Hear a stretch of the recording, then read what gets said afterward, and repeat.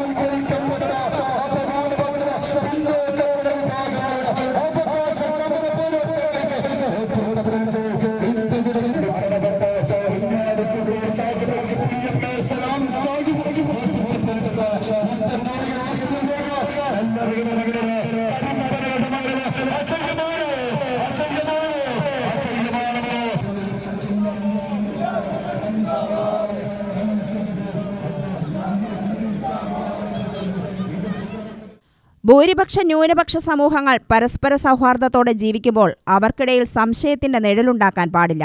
ഇത് കേരളത്തിന്റെ പാരമ്പര്യത്തിന് നിരക്കാത്തതാണ്. UDF എല്ലാ വിഭാഗം ജനങ്ങൾക്കു വേണ്ടിയും അവരുടെ അവകാശങ്ങൾക്ക് വേണ്ടിയുമാണ് പ്രവർത്തിക്കുന്നത്. സമാധാനമുള്ള അന്തരീക്ഷത്തിൽ മാത്രമേ ഒരു നല്ല രാജ്യം കെട്ടിപ്പടുക്കാനാവൂവെന്നും തങ്ങൾ കൂട്ടിച്ചേർത്തു.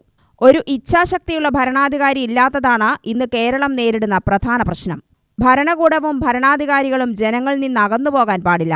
കേരളത്തിലെ ഇന്നത്തെ സാഹചര്യം മാറണമെങ്കിൽ UDF അധികാരത്തിൽ തിരിച്ചെത്തണം. തികഞ്ഞ ആത്മവിശ്വാസത്തിൽ തന്നെയാണ് ഐക്യജനാധിപത്യ മുന്നണി. ഏത് തിരഞ്ഞെടുപ്പ് വന്നാലും ഒരു വിഭാഗം ജയിക്കുന്ന സംശയാസ്പദമായ സാഹചര്യമാണ് രാജ്യത്തുള്ളത്. ഏവരാലും അംഗീകരിക്കപ്പെടുന്ന രാജ്യത്തെ ജനാധിപത്യ സംവിധാനം അട്ടിമറിക്കപ്പെടാൻ പാടില്ല. ഒരു ഹിഡൻ മെക്കാനിസം ഇതിനായി പ്രവർത്തിക്കുന്നുണ്ടെന്ന് വേണം കരുതാൻ. ഇത് അനുവദിക്കാനാവില്ലെന്നും സാദിഖ് അലി ശിഹാബ് തങ്ങൾ പറഞ്ഞു.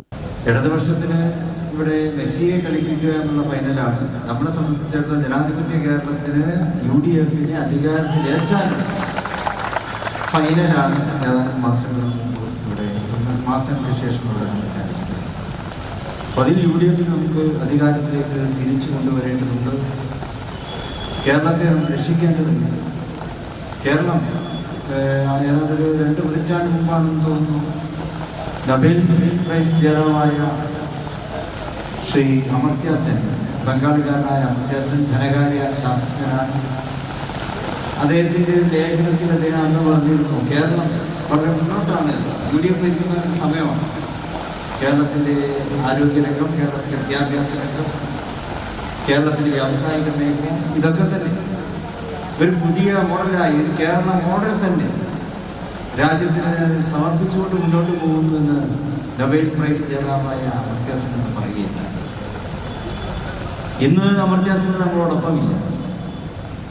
ഇന്ന് അദ്ദേഹം ഉണ്ടായതിന് പറയുമായിരുന്നു, ഈ രംഗത്തൊക്കെ ഏറ്റവും മോശപ്പെട്ട ഒരവസ്ഥയാണ് കേരളത്തിലുള്ളത് എന്ന് ആ സാമ്പത്തിക ശാസ്ത്രകാരൻ പറയുന്നത്.